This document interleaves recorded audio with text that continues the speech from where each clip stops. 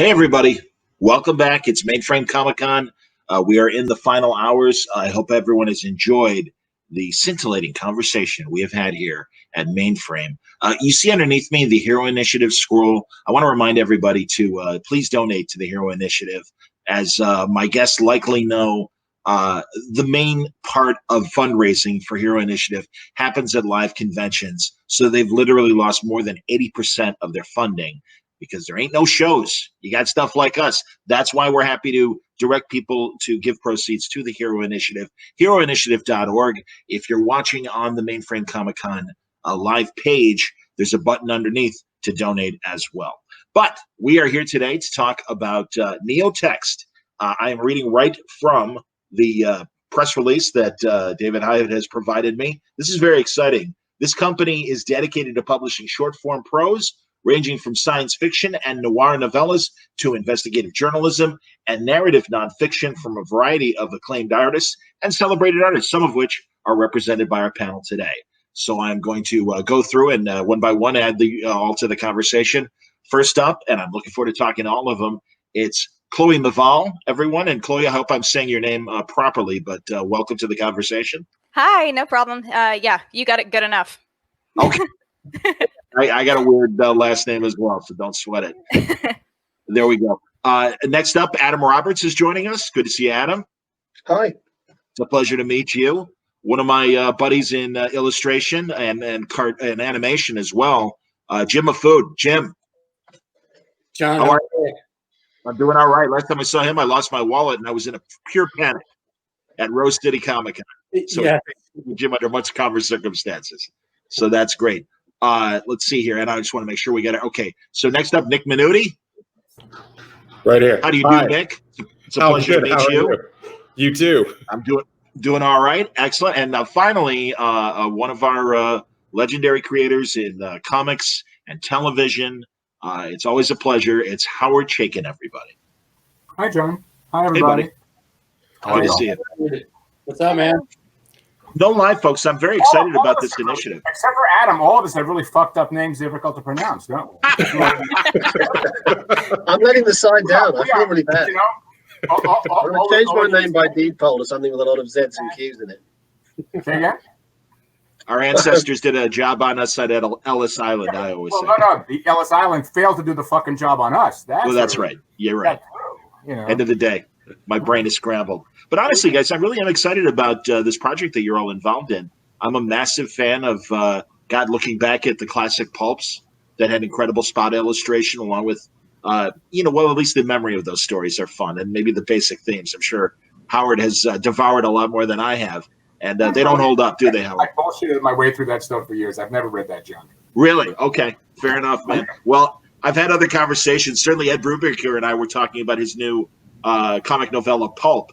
And yet the research he was doing, he's like, a lot of those stories don't hold up, man. But then it's why this is a great opportunity to bring back the format of that, but doing it with modern writing and modern art. So, Chloe, tell us about your involvement in the project. What are you contributing? I am doing a lot of the long-form journalism for the site and kind of talking more about the deep dives that go into how these parts of pop culture, like with comics and genre literature, tie into kind of how we see the world now and kind of how we can relate to them in the world now, even if they were written 50 years ago. Like, how does that translate? And especially if it's new novellas and things like that, how is it being updated? How are these genres growing with the times? And how are the people that are writing them growing? What kind of voices are coming out into these genres now? And getting to talk to some of the people that are involved in that has just been incredible, amazing, wonderful. There's a whole new diversity of voices coming through. I was going to say, what a boring time to be attempting this. Right? I'm so sorry that more wasn't going on to help you with ideas. Oh, no, no big deal. There's just 1,000 books that we can compare to everything that's happening right now that have been like so many things that were just way before their time. I mean, we have the piece up there right now, not saying I'm excited about it, but the Judge Dredd piece that went up that's like, oh, I'm a huge Judge Dredd fan. And then reading it over, it's like, oh, wait a minute.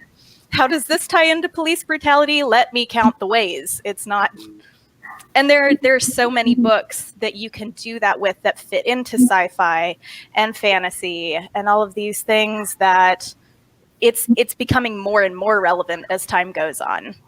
Understood. I that Time magazine essay about the place of superheroes in today's society comes to mind.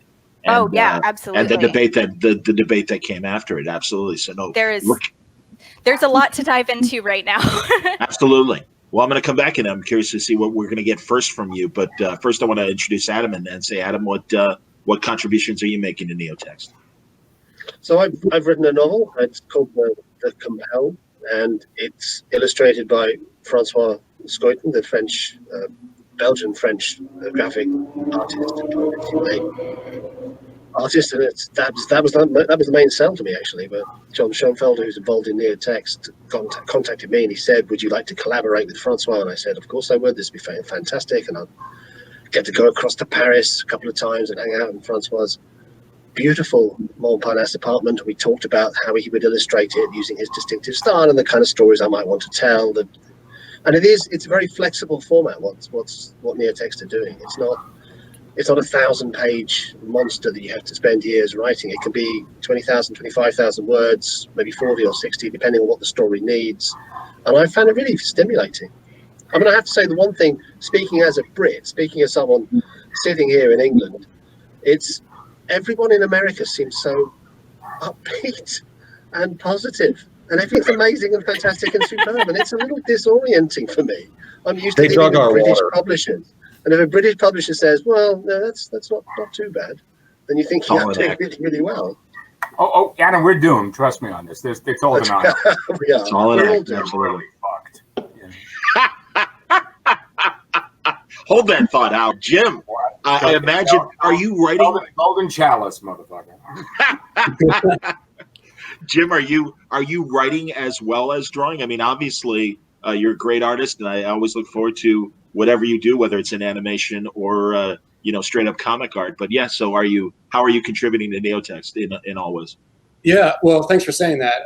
I illustrated a book called Sorcerers that NeoText released, I think, about 2 weeks ago. It's a fantastic fictional piece about it's kind of like hip hop culture meets the occult, sorcery, street culture, fantastic characters, and they basically gave me the freedom to do these illustrations and the cover to the book without much art direction or interference. It was basically like John from NeoText sent me the script, and I did a cover and 14 interior illustrations without any sketch approval or anything. So it was like I got to design the characters and do it my way, and that's the way I produce my best work. So everyone was happy. I was happy, and the book's out in digital form on their website, and I believe they're doing a print edition as well. That's awesome. I'm looking at the press release now. It came out on August 4th, and co-written by Maurice Brodas and Otis Whitaker. Mm-hmm. Very cool, man. Well, and again, if it's got that hip hop element, they came to the right guy as far as the art goes. So that's it was a blast. I'm proud of the work. It's awesome, and the story's fantastic. It's great. Awesome, man. That's excellent. And again, it's already out, and I'm submitting at the NeoText website for $2.99, and I guess hard copy coming soon. Nick, tell us about your contribution. Oh, certainly. Well, John actually is the main reason that I got involved. He actually was the editor of my first book, and we'd always been looking for a way to work together again. And about a year and a half ago, he called and sort of explained to me what he was doing, and I thought it was, like Adam said, I thought it was tremendously exciting and innovative. And so my role there is I started off writing novellas. I have 3 that are done and in varied stages. And in fact, Mr. Chaykin did the art for one of them, or is in the process of doing the art for one of them. And then also, I also collaborate with John, because one of the things that's so interesting about how NeoText works is that, basically either John sort of will come up with an idea and then sort of seek out the proper writer or there's a writer he's really anxious to work with, and then they'll have an idea, and then that'll get batted around. So I would say, in addition to the novellas that I've written, I also will sometimes come in dependent on the need to sort of help streamline the story. Very cool. That's awesome. Howard, I'll let you describe the story you're doing directly with Nick, and also, I don't know, are you also writing as well as drawing, Howard? Yeah, he's taking advantage of every aspect he can of my career. John and I have known each other for a couple of years. I've watched him eat, he's watched me eat. I've done 15 illustrations for a story of Nick's. I think Scrap is what we're talking about. Correct, yeah. He's also publishing a number of long-form essays that I've written about contemporary culture, as well as a number of interviews I've conducted with everybody from SF writers, crime writers, comic book people. And I literally, within 20 minutes ago, I finished the breakdown sheet of the next major project I'll be doing for him, which I suspect might be, depending on whether it gets out the gate first, the first original comics material that he's published on the site, which is a major crime piece, which I'm pretty excited about. And so I'm deeply committed. Unlike Jim, I like interference from an editorial, and I kept demanding it and getting none, which kind of pissed me off. I need to have a backboard. I mean, I hire an editor for my work because I think John, you and I discussed this, and because I'm pretty disciplined, but I also like to have someone to work against.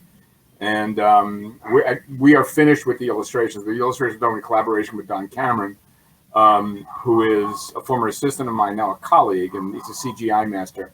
And we did a series of 15 digital paintings for the material, and we're pretty excited about it. And, that's fantastic, man. Yeah, go on. I think the site just presents possibilities that are fairly endless. I'm as I said earlier, I'm not a huge pulp reader. The only pulp stuff I read with any regularity was the Burroughs material, which is like one of the stations of my cross. But to a genuine extent, I mean, I've done variations on themes of the pulp material, but I've never been able to read this stuff. The stuff is just unreadable junk for the most part. But I really like the core characters. This is such heresy. I'm not interested whatsoever. What's that, heresy? Yeah, and that's fine, Adam. I'll let Howard finish his point, and then I do want to hear a counterpoint. That's fantastic. Go on, please. I mean, it's like mainstream comics. It's 15-year-old boy's idea of reality, and my professional commitment is to do genre material that addresses and introduces the sort of stuff that people like Alan First are doing, that Larry McMurtry were doing in Westerns. I can't read SF or fantasy anymore because it makes my head explode. But I really like crime fiction a lot and historical stuff. And that's sort of where I'm at, Okay. And this is great. I feel like a political moderator right now. Adam Roberts, your counterpoint, please. You say, Howard, if you read SF, it makes your head explode. Like that's a bad thing. This is the joy of the genre, is it can make your head explode, surely. Nah, not in a good way. Yeah, I was going to say perhaps it's more like frustration. I'm assuming. I've been nominated for a Hugo. I've been nominated for a Nebula, and I sort of got weaned away from science fiction in the mid 1970s by Archie Goodwin, of all people, who said, "Don't read that crap. Read this crap." And I did. And to a certain extent, I take that Tom Dish essay that Dish wrote a couple of years before he died about science fiction very much to heart. I feel that science fiction is cheating on reality to a profound extent. And that's why I can't watch the West Wing anymore, because it's cheating on reality. I mean, it's trying to find an optimistic perspective in a world which denies me optimism. Interesting. Wow. Others' mileage obviously different. I may be showing my SF naivete here, but when Mr. Chaykin's talking about Burroughs, he's talking Edgar Rice, not William, right? Oh, I can't William. I owe my career to John Carter of Mars.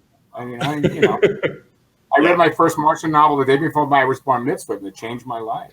I want to get something going on, Well, Chloe, I mean, is again, I don't even know how much old stuff or in this format that you've read before. And again, you're coming from to it from a journalistic standpoint. God, I'm blanking right now. Jim or anyone on the panel, who's the great Fantagraphics journalist that does his stuff in comic form? Joe Sacco? It is Joe Sacco. Thank you, Jim. 10 points for Jim as we move on to geography for the next subject. Absolutely. Chloe, what do you think about? I mean, yeah, and honestly, have you seen other journalists work with illustration in this format? A little bit. It's something that seems to be happening a little bit more often. I think that a lot of journalists are finally starting to explore using a visual medium, but I haven't seen anything really officially published yet. And that's kind of what I'm hoping to see from NeoText, like in terms of what I like, to be honest, because I see people all over Twitter turning their experiences into these little like 4 or 5 thread long comics about their experiences working with these things. And it's just like, oh my God, please collect this. Like there are so many people that this would resonate with. And honestly, it might get more people wanting to do it themselves and more people working in the industry with a more diverse background and diverse voice than maybe what we've been seeing consistently in journalism and kind of in comics and genre literature for the past couple of decades. Yes, I agree. Like it or not, I do think the market from a creator standpoint is expanding, and the people that Howard has gotten bored with and the ideas, there's still an audience there. But also, I do think the other publishers are taking advantage of that and this new group of readers who want something different. So no, I get that. And yeah, I mean, Jim, is this a different opportunity in terms of being able to illustrate something like what you're working on, as opposed to again what you normally get?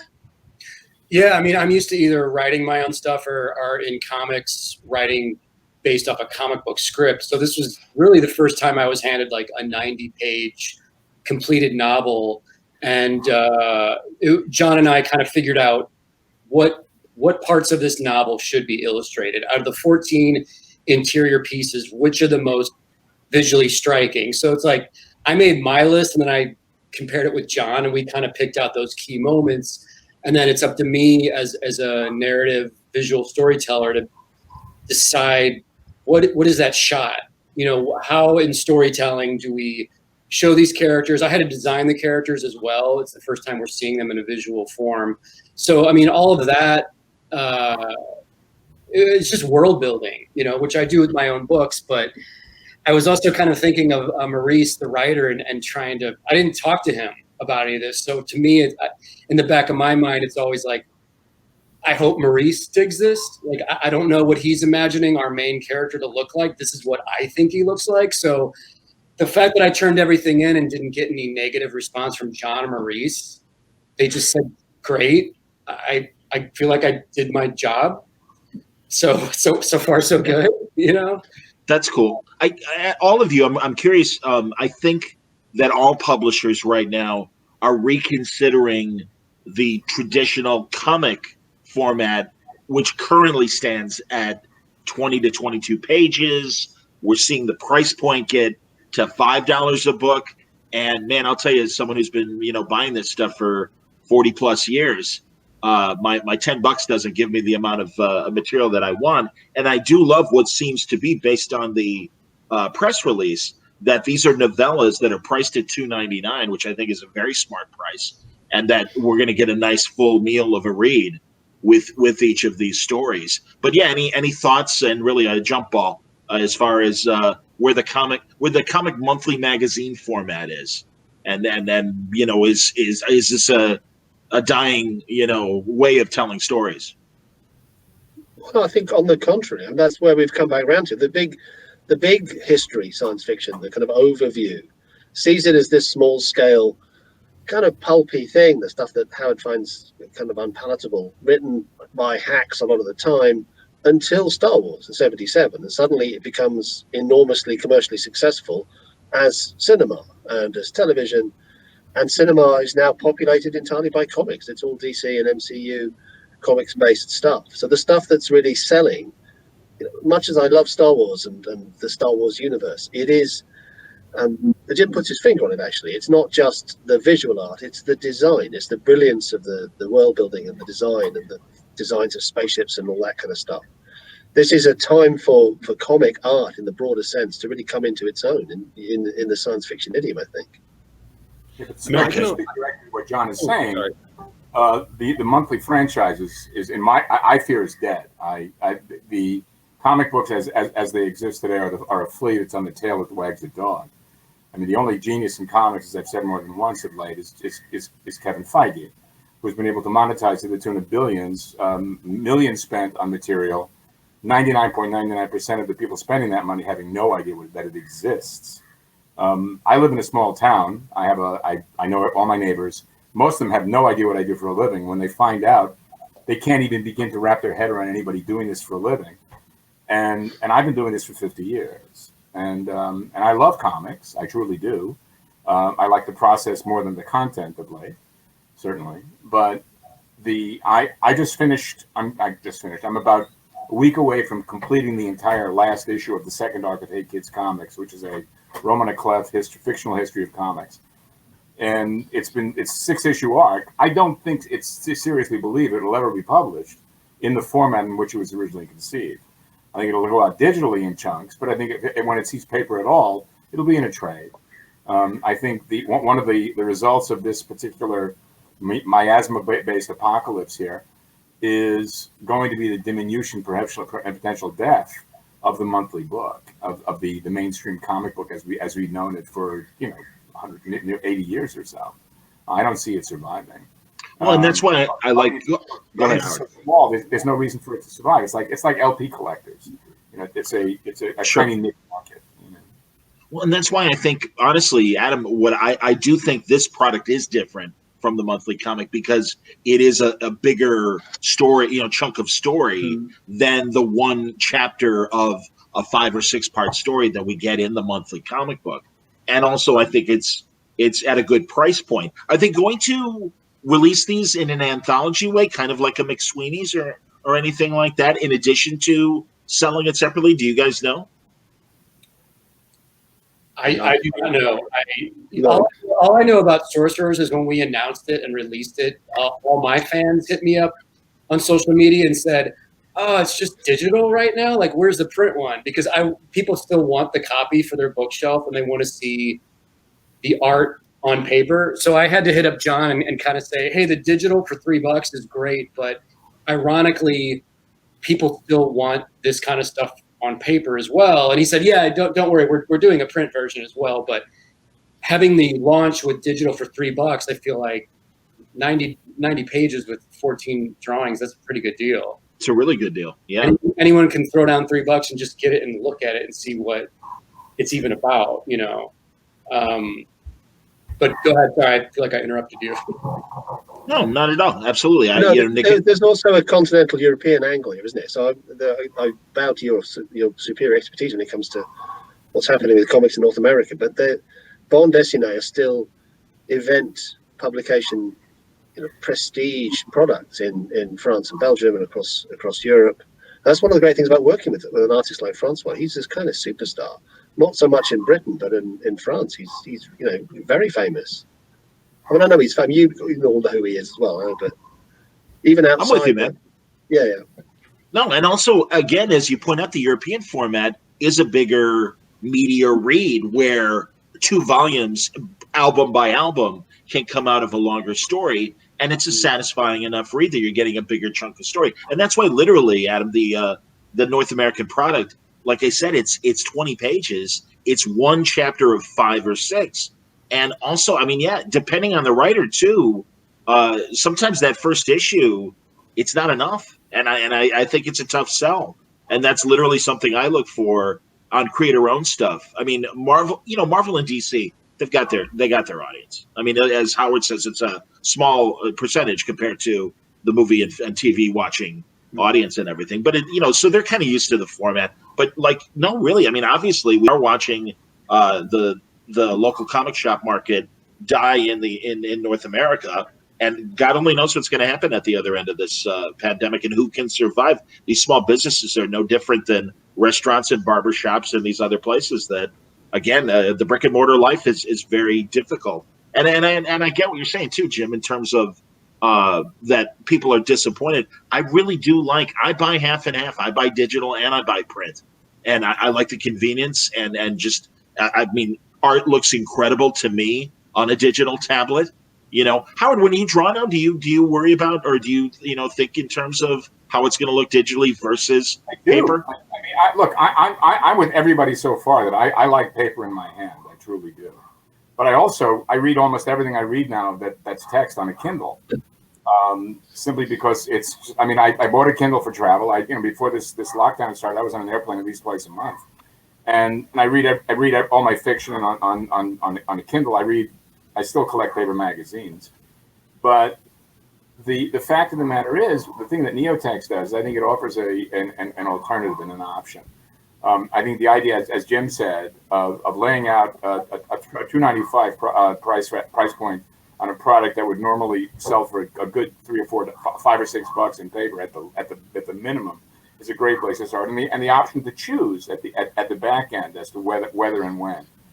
I love that idea. I truly do.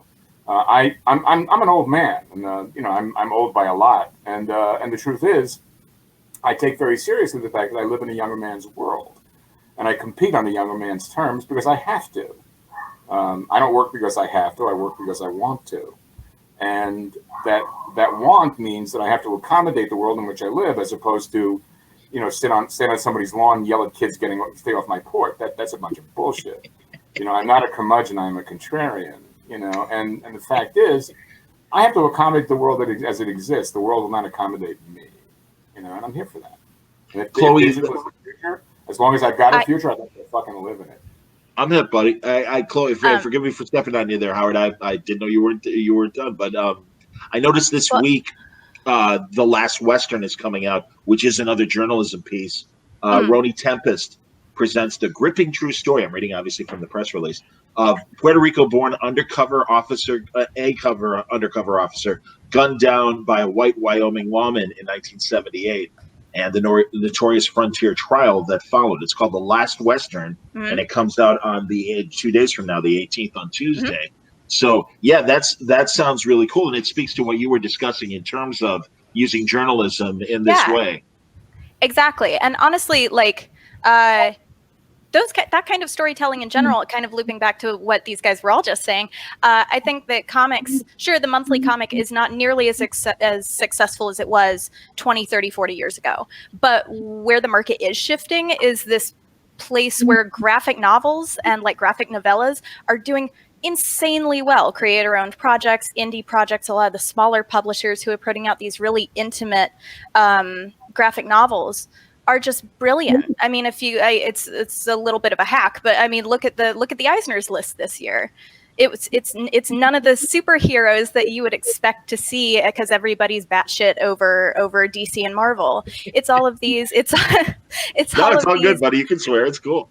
It's all of these comics by indie creators who are doing something more personal. They're making it more focused on people of color, more queer, more gay, all of this stuff, all these things that are really, really important, and that's doing really well. And there are a lot of people that are also kicking it back to this kind of vintage style of doing comics.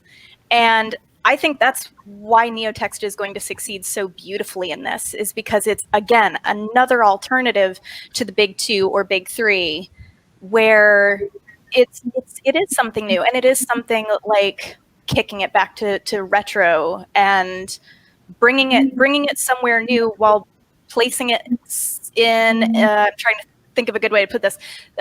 Placing it in a place that is familiar enough that people will want to buy it, and especially at a good price point. But it's a good alternative to just watching superheroes run around in their undies all day. The great thing is Howard and Jim have been doing this so long, and forgive me, guys, and including yourself, Chloe, but I ask all of you, and I'll start with Chloe, in terms of, do you already have a base audience that you are bringing to NeoText with your work? And truly, that's for everybody. Like I said, I know Howard has his following, Jim has his following, but Chloe, I'll start with you in terms of that. I mean, anybody who wants to read it, and that's Well- part of what I'm planning. Part of what I'm planning on doing is bringing on a lot of freelancers as well to work with, and I'm hoping to bring more diverse voices and more Okay. people that have a different outlook on these comics that have been around forever and how they relate to how people experience reading them now. Whether they like them or they don't, they have an important voice and an important cultural context historically, and so anybody who's looking for that kind of criticism of film, genre literature, interviews with and spotlights on people who are like the old school and the new school. I just want to have fun. I'm an enthusiast. I just get excited about shit, and I want everybody else to get excited too. So that's who I'm looking for. People that just want to get excited about nerd shit. Basically. Sounds good. No, absolutely. And no, maybe, again, a lot of your subjects will, hopefully gather that audience. Adam, forgive me. And that's why I like I said, I'm sorry that I'm not more familiar with yourself, Chloe, and Nick. And this is why I'm asking this question. Is there a built-in audience for Adam Roberts' material that you are bringing to this new format? Dear me, no. I'm very obscure. And nobody reads me. I mean, I published 22 novels, I think. But there you go, man. No, come on. There you go. Not a household name. I'm a pronounceable name. We've established that. It's easy enough to pronounce my name, but nobody really knows who I am, particularly in North America. I just haven't been able to get a North American deal. And I write a very particular kind of book. And I'm very grateful to John, who likes what I do. And what I do is a little bit idiosyncratic. It's a little bit, one could call it pretentious, which would be accurate. It's completely true. It's a slightly more literary take on science fiction that melds some of those kind of pulp ideas. And it hasn't made me a multi-millionaire, I'm sorry to say, as I sit here with my lockdown moustache. And I think I have enough of an audience to mean that my UK publisher is Victor Galance. They keep publishing me, so I'm kind of washing my face financially. I make a bit of money each year. I don't make enough to live on. I have a day job. I teach at the university. Okay. But that's not why they've come to me, I think. That's not what NeoText are hoping to get from me. One of the things I think that is quite interesting about the project more generally is they want diversity in the fullest sense, and absolutely we want writers and artists and readers of color and queer and all sorts of interesting new voices, but they also want something that's not being provided by the mainstream as it is constituted. And that's, I think, true visually, and I think it's true in terms of the kind of words that a writer like me produces. But you can be honest, guys, you've never heard of me before I popped up in this little window. But again, the fact that you do have your British following, and again, this is clearly an international product in terms of that it's going to be released, and that's the great thing about digital. It's global. I can attest to that from my own viewer and listenership for my little puppet podcast show that I do. So Nick, I'm sorry, forgive me. Go ahead. Go ahead. There's nothing to forgive, man. It is, and Francois is a big name on the continent in Europe. So he's kind of a star, and he will bring people. But that's the reason why John approached me, I think, is because he wants something. He's trying all sorts of different approaches to get something new out there. And that there is the real need for that. And I'm not just now talking about comics, I'm talking about genre as a whole. In fact, I'm talking about culture broadly. There's a lot of stuff that is being rebooted. There's an endless slew of sequels. It's time for someone to do, here's a dozen brilliant new approaches to doing something. That's what this is hopefully going to do. Nick, were you gonna? Forgive me. Are you bringing a following to your NeoText work? I'm actually desperately in search of one. That's quite all right. Which is why I now follow everyone on this panel on Twitter, because I'm hoping to just vampirize whoever follows them, because everyone here has 5,000 more followers than I do. In some cases, 10. Jim, you have a lot of people who follow you. John, the reason, in all seriousness, I think the reason that John approached me is that we have a similar visual aesthetic, and he, in many cases, is looking for a type of prose that would be they would sort of be evocative for an artist to be able to do something with. And so, he was saying that, if you can sort of try and achieve some degree of panels in the way you're linking prose, that would be, the best thing that you could do. So, yeah, I mean, what was attractive is that he's, as Adam was saying, there's a lot of genres that have sort of been if not cast aside, at least gotten a bit dusty. That didn't necessarily deserve to.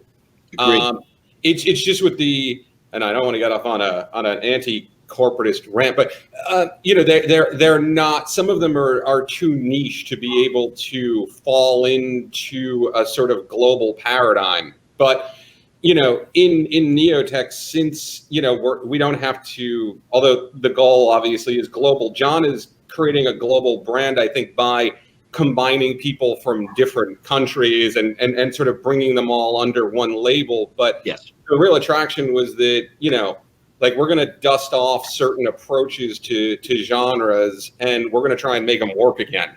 And that was what attracted me. That, and as I said, trying to break the 1,300 count of followers on Twitter, and potentially to crash through the 250 barrier on Instagram without, begging my kids' friends to follow me.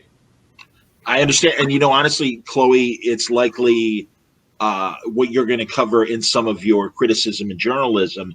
And truly, again, I want to throw this to everybody. It is interesting how the culture war has invaded the pop culture sphere. And you really do have, God, we know from a couple years ago, when was it the Hugo Awards was really kind of like where they kind of stuffed the ballot box with a bunch of really angry traditionalists who didn't appreciate the new voices and are like, basically, this is our clubhouse, get out. And that's why I am glad to hear, and based on what I am reading from the press release and hearing from all of you, that no, as Nick just said, it's time to shake these genres up, get new voices in there, and absolutely, and truly, and I know, Howard, like you said earlier too, that you're writing to this new audience, but not in terms of condescension or whatever, because no, here I am, this is what I do, and honestly, and I mean, good Lord, Howard, I mean, I know you have faced criticism from some of your more recent projects and stuff. And I'm shrugging because again, I'm always entertained, and yeah, it's you're willing to take chances. Yeah, but as I've said more than once, stupidity is an endowment which isn't necessarily welcome, but willful ignorance requires work. And and there's a lot of that going out there. But yeah, I've committed myself to a career of overestimating the audience, and I intend to die overestimating the audience, because the audience has enough people out there to pander and patronize to their own set of beliefs. I don't have to do that. One of the reasons I moved to California when I did was so I could get myself independent from having to do the things that other comic book artists had to do to maintain a relationship with the audience. I've never attached myself to a commercial character in order to create fan love, and I've never done fan service-based work because I don't share the audience's and the enthusiasts' particular interest in this material. I said earlier today that my feeling was hurt that I wasn't asked to participate in the millionth issue of Detective Comics or whatever. Till I remembered, of course, that I talk shit about this material all the time, and they must have heard. I mean, Christ. How honestly could I expect anybody to bend over to invite me to participate in a project that I hold in such utter disdain? But sometimes I'm an idiot. I mean, I don't depend on the audience's affections or its sensibilities. I just can't. Because for the most part, they're secondhand opinions and they're received ideas. They don't, for the most part, comic book fans and comic book readers have been infantilized over a 50-year period, and that infantilization gets in the way of identifying new material. As much as I cherish what Chloe is talking about in terms of this new independent model, I still feel that I wish that some of that independent material would be developed and produced in such a way that identified the existence of a language. In too many cases, I've found that a lot of that work feels like the equivalent of Mickey Rooney and Judy Garland putting on a show in a barn. that it lacks an understanding of the language that exists before it, and that there's a language worth learning. That the subjective relationship with the audience in comics is one of the things that I feel has been lost dramatically over the past couple of years. The fact that it's a six-pronged process, and the reader has to be a part of that process because he's the engine that turns the page. And I'm a great believer in that. And I can't take seriously people who criticize me on the basis of through the scrim of mainstream material. We're talking about a Roadrunner Coyote model for the narrative. And fuck that shit. Who cares? You know, I'm loving doing the work I'm doing, and I'm grateful for the fact that I'm still vertical and I'm capable of doing it. My skill set still functions. That's all I read. Gore Vidal has just joined us. I know. I was going to point that out and then click on it. Drew did. He and Herman are beating the shit out of each other in hell right now. The fake Gore says, I've been reading and supporting Mr. Chaykin's work since 1983. When I was a kid, reading American Flag, the characters and the world enchanted me. I didn't have to relate to it to enjoy it. And certainly American Flag, a very cutting edge and very counterculture book for its time, and continues to be today. Again, it's very kind. No. But let's talk about that in general. Jump ball again, everybody, in terms of, how the culture war is, part of the conversation now with pop culture. Well, sorry, Chloe, go ahead. I was just gonna say, I kind of speaking to what you were saying, Howard.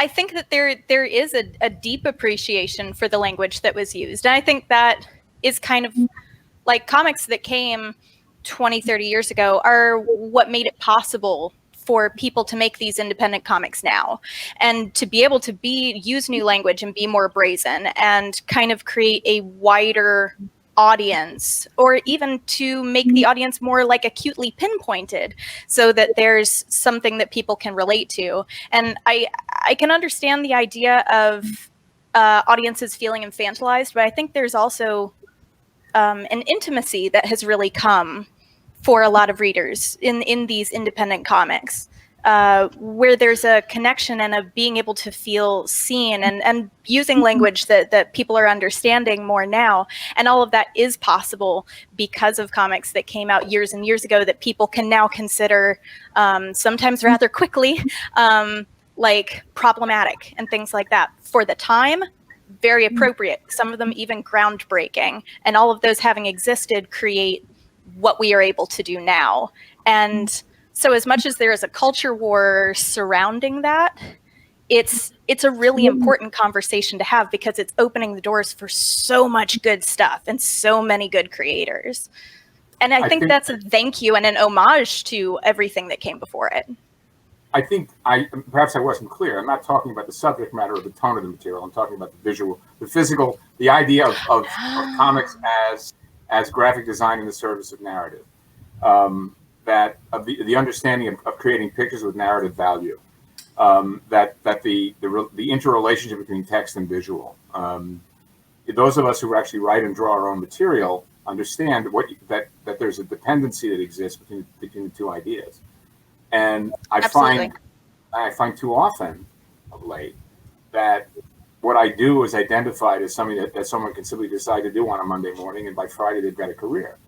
And I've spent much of my life unlearning and learning how to do what I do to a profound degree, and bringing a sense of narrative and visual literacy to the material. I mean, we talk about Joe Sacco. Sacco is astonishing. He is just fucking unbelievable. Yes. He's a phenomenal writer, and his writing exists as visually as it does textually. He's extraordinary. And it extent of subject matter. His work is just brilliant. And and Robert Crumb. Crumb is being excoriated right now, but Crumb is one of the great transgressive artists of the 20th century. I put him in the same class as Judy Chicago, or as Pablo Picasso, or as Dali, that great crypto fascist. I'm a great fan of transgression. I truly am. I think that stepping over the banal and the mundane and the anodyne is one of my jobs. So, I encourage people to get out there and do whatever they fucking want, but do it well. Amen. Yeah, absolutely. Yeah. So Jim, as you said, you weren't able to initially, collaborate directly with the people that wrote Sorcerer, but and obviously they approved what you did. Adam and Nick, did you guys? Was it more collaborative in terms of the stories that you guys have produced? Well, I mean, I can tell you what happened when I first went across to. I got the Eurostar from London to Paris, and I met up with Francois, and it was wonderful to meet him. And at the beginning, his partner, I think partner not wife, was there because she speaks a bit of English to translate for us. And I speak a bit of French, but I speak French like an Englishman, which is not good. But she obviously decided that I spoke enough French because she had things to do and she went away. So it ended up in the situation where Francois got more and more comfortable just chatting on in French, and he became more and more idiomatic and rapid. And there's only so many times you can say to a man, "I'm sorry, I didn't quite catch that. Excuse me, my pardon." So by the end, and there was quite a lot of red wine. We were in Paris. By the end, I really had no idea what he was saying a lot of the time, but it was very nice, and we had a great time. And it seems to have worked out okay, that as a creative, collaborative process where it's not all entirely rational, and we haven't laid it all out according to some Excel spreadsheet. We had some connection that transcended language, perhaps. Perhaps it was a good thing. And he's a really nice guy, and we hit it off very well. So the process was, I mean, I wrote my thing, and John got it translated in French so that Francois could read it. But then I was revising it quite a lot. So he was working on an earlier version of what I'd written, and it didn't seem to matter. The illustrations that he's come up with are amazing. They're powerful and wonderful. Excellent. Nick, any thoughts on your collaboration? Yeah, I would say that, well, two things. One, so only one, the piece that I wrote was that did not, the art came much later. John, I would say in my experience with it, John tries to keep the overlap between the writer of the text and the producer of the art to some extent isolated, because I think he doesn't want either one of them necessarily infringing on the other. I can say in my case, he also told me that Mr. Chaykin was terrifying and that I should just be happy I don't have to talk to him and just give him the text and let him have it. And he said he will yell at you. He's very scary. And maybe he was right. No, I'm just Father, for fuck's sake. But yeah, no, I would say that's one of the things that was so interesting about John's model and the NeoText model is it does really provide a tremendous amount of autonomy to both the person who is creating the text and the person who is doing the art. And in fact, I offered at one point when I said, if Mr. Chaykin comes up with anything, I can go back into the text and reinsert it if something really pops out to him. And he's like, yeah, you're going to have to do that. He's got ideas. So, so there is a synergy there. And just, can I ask a question going back to the culture war thing? I don't want to reignite that, but I think the one question I would have, does anyone? Yeah, I'm actually open to it. Please. Does anyone actually think that part of it is that, comics to some extent, it used to be like a sort of middle class kind of thing, and with the hollowing out of a middle class, it's sort of like in all industries, you have now sort of one just sort of monolithic culture that they're trying to just sop everyone up, and then you just have the offshoot. So it seems like in so many different pursuits, there's just been a sort of ripping apart of any kind of middle. Like it seems like even in movies, right? Like they either cost 300 million or 10. Right. Or in television, it's either, I think I read somewhere David Fincher said that like movies can only afford story and television can only afford characters. And, so I'm just wondering how much do you think of what you're seeing is sort of the result of a completely diminishing middle and everybody sort of fighting over the recognition that they want to get out of art since they're certainly not getting anything financial anymore? That's an interesting observation. I think there's validity in that thought, actually. I really do. That's a conversation you and I should have in another context. Yes. Okay. It's an interesting and valid idea. It really Yeah, don't waste it on me, man. That was Oh, John. Baby. I'm I do messing with think you, that man. when you mentioned the sad puppies thing that happened with the Hugos a few years Yes. back, I think what that really crystallized was the same situation that's true in my country, which is half the country is in favor of Brexit and half the country is not. And in the US, half the country are absolute dyed-in-the-wool Republicans and half the country are absolute dyed-in-the-wool Democrats and liberals. And there is no common ground between the two.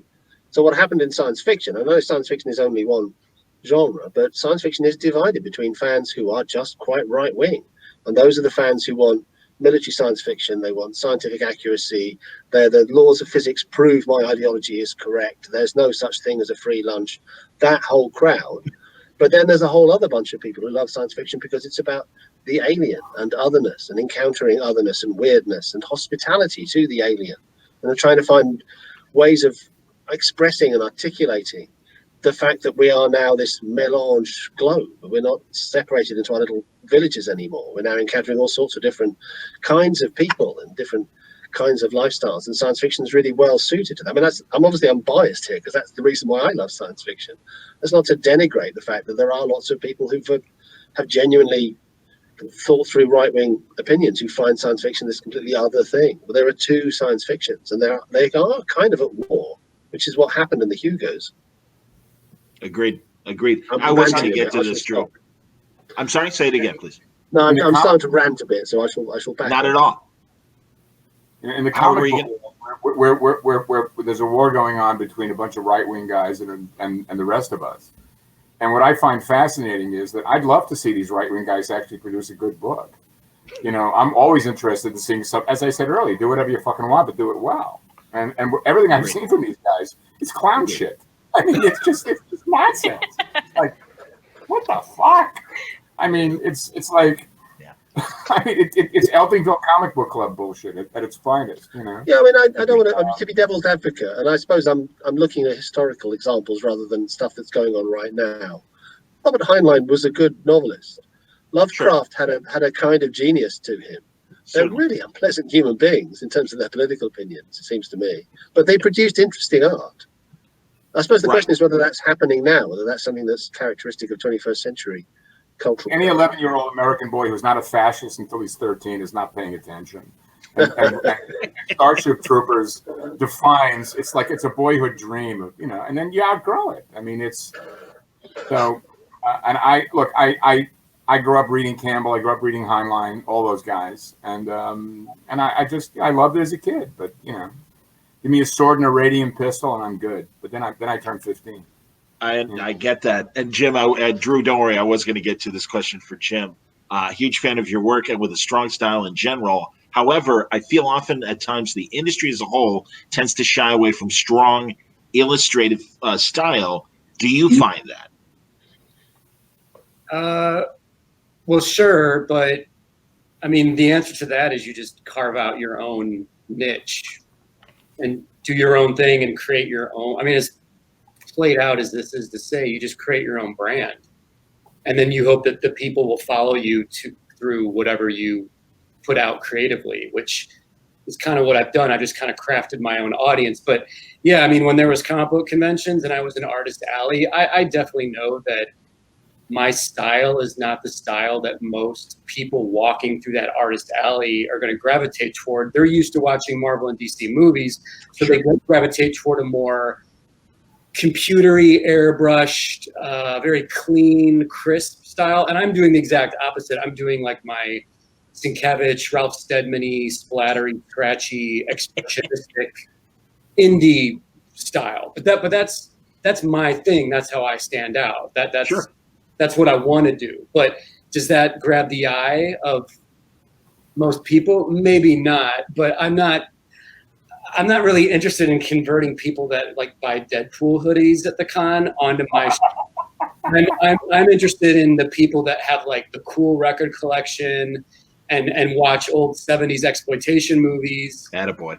That will gravitate toward my work and bringing this full circle into NeoText. John caught on to that, and the first conversation we had on the phone was just about the movies we like, the records we like.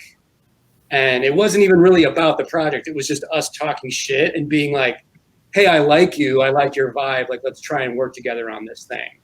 And as soon as I read the script, I was like, man, I'm definitely in on this. So, I mean, that's how you find your brothers and sisters in arms, man, and craft your thing and then put it out into the world and see who you can get to join your army, you know. That's awesome. I know this is why I am truly intrigued by this initiative, and I really think NeoText has its finger on the pulse of where things should be going, but at least evolving and including people, and I think that's great. As we close, I do want to give everyone an opportunity, if you know when the release date for your individual works are coming out. And Chloe, I don't know. Do you know when your first pieces? Yeah, exactly. I have a few pieces up right now already. Great. I have a piece up discussing the similarities between the history of Judge Dredd and what we're seeing with police brutality in the current state of things. Oh wow, that's it's a lot, and there's a great interview with Jim Mahfood right there, and there is also an interview with the acclaimed sci-fi author David Gerald. Of course, the man behind The Trouble with Tribbles. Good Lord. My heart. Among other great things he's written, but that's the most pedestrian thing that I can mention. So, yeah. But there are plenty of other pieces. There is going to be an analysis of Alejandro Jodorowsky's The Holy Mountain going up this week. Fantastic. That's awesome. And if my brain's not done melting, that should be good to go, and everybody can read that. And I'm hiring on some freelancers soon, so we'll get lots of different voices over the coming months. That's excellent. No, and I'm really honestly beyond what I've read in the press release. That's great to hear that there's other stuff that people can go to. NeoText.com, is it that basic as far as website? NeoText Corp. Thank you. C-O-R-P. Indeed. Maybe Drew, could we type that up on the chat and let everybody know? But Adam, tell us, if you already have existing stuff up or when your release is. So my novel's called The Compelled, and it's illustrated by Francois Scruton, and it's coming soon. I think it's in the next couple of weeks. It's coming out in 2 installments because I ended up producing quite a long piece of work. But I think it's coming. I mean, I should know the date, shouldn't I? But I'm No problem, prepared. But it is, it's 1 a.m. where I am, so I'm about to fall asleep.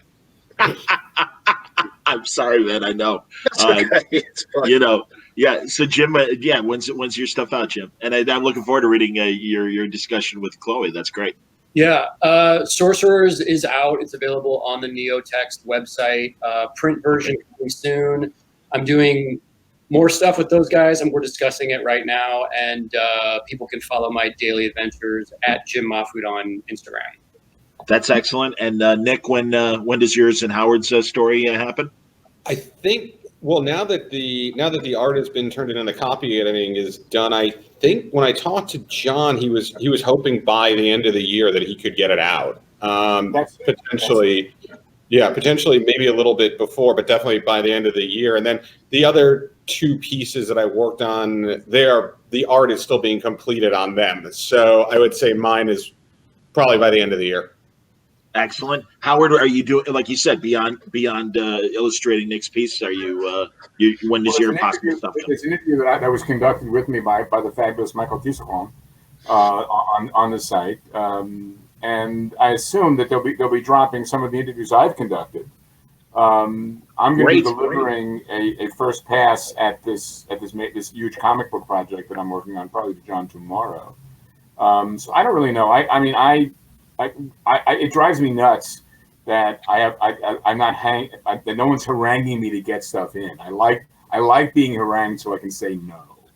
I love the idea that when an art director tells me a job is due on Friday, I know full well they've got till Tuesday. They're lying sacks of shit. So you basically stretch it out, right, Jen? Come on, how it works. Yeah. So I mean I don't know, but I'm having a great time doing it, and I feel that it's an opportunity to sort of take a step into an unknown landscape, And you'll know it's winning when there'll be imitators of it coming along sooner than you think. I don't doubt it for a heartbeat. I completely agree with that. I think a lot of people will be following the NeoText format and hopefully, yeah, and generate more interesting stuff. No, honestly, guys, all of your stuff sounds incredible, and hopefully you'll come to Word Balloon and we can have one-on-one conversations about some of the works that you're doing. Truly, it's a pleasure to meet the three of you that I hadn't met before: Adam, Chloe, and Nick, and Jim and Howard. It's always great to see both of you, and I'll be bugging you guys all four of you. I got to make sure I'm counting correctly. Five of you, pardon me. See, I was told there'd be no math today. But thank you very much. It's really been a great discussion. I hope it's held your attention. It certainly has held mine. NeoTextCorp.com. Already great works up there that you definitely want to check out. And thank you for your time. I hope everybody had a great time at Mainframe Comic-Con. I'm not sure what rooms are still running as we head into possibly the final minutes, if not the final hour. So check them out. Support the Hero Initiative.